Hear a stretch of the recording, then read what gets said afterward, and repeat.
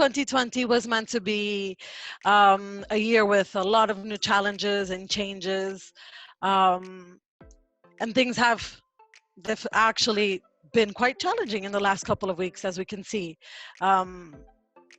Pretty accurate.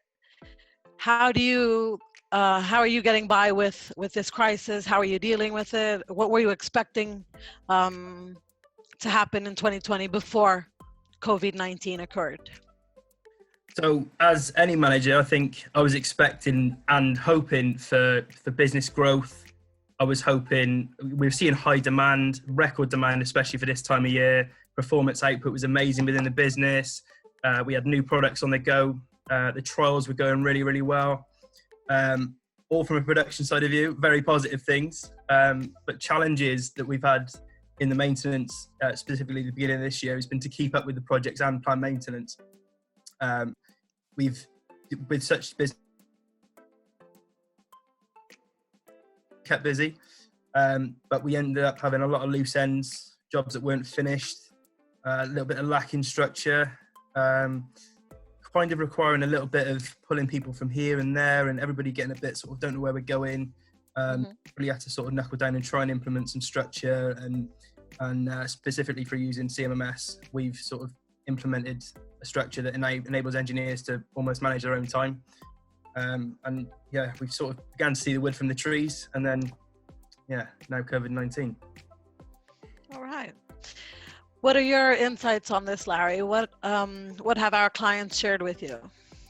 Well, pre COVID-19 and our current lockdown, and hence we're all working from home doing this, customers, the requirements vary depending upon the size, the industry, specifically what they're looking for, what they had already into everything like this.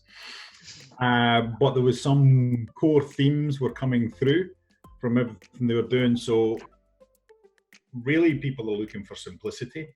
They're looking to understand their data and have systems operating in such a way that the greenfield sites taking on their first system didn't want something that was burdensome or complex. Existing I was more relevant to them where they are today, because a lot of people have systems that force them to do it in a particular way, or they have a system that they implemented X number of years ago, so it's not relevant anymore. You go from that, the other areas that we're looking for was kind of visibility and accuracy. So again, coming back to the data. So who did what, when, have they finished the job, have they updated the end user, has it been billed, where were they as far things. And then the last bit that came out of that, but probably the most important bit, especially in COVID-19 territory now, was communication. They really wanted that communication loop between the engineers, the managers, the end users, so that everybody knew where they were at any stage of the process. Had the job been started, had the engineer put it on pause, waiting on parts, maybe he'd gone for his lunch. If the engineer was finished, could the manager get me go to another job? Or if he was nearby another job, could he reallocate them? Had you communicated everything with the end user?